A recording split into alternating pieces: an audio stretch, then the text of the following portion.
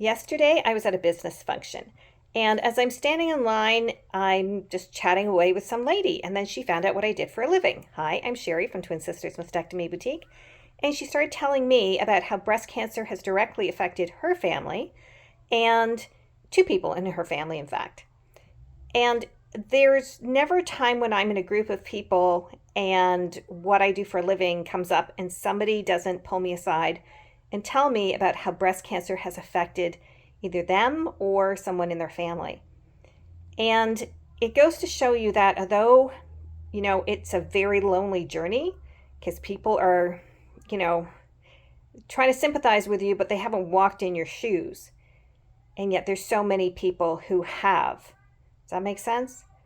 So I think if people start sharing their journeys of breast cancer, and I know it's Breast Cancer Awareness Month and there's lots of walks and fundraisers, but it actually doesn't talk about the real journey.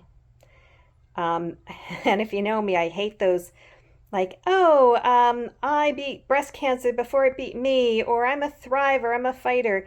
Those are meant to be words of encouragement, but I think they're really annoying. And the whole pink breast cancer month, so many of my clients hate the pink. What I think we can do as a community, and full disclosure, I've not had breast cancer yet, knock on wood, but I've been doing this for many, many decades. And I think what really helps is for people to be able to talk about their journeys, the ups and the downs, and hear about other people's. Because we only hear the snippets. Had breast cancer, fought it, won, but people forget about, the days when, you've got to get things done and you have no energy to make your kids lunch.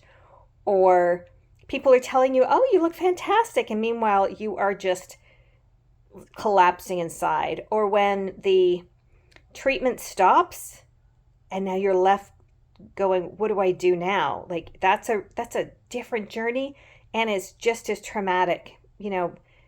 All of a sudden all these appointments and treatments and everything stop. They come to a sudden stop and you're kind of left like, what do I do?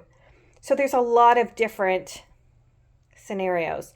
But I think if we share, we can get through this a little bit easier.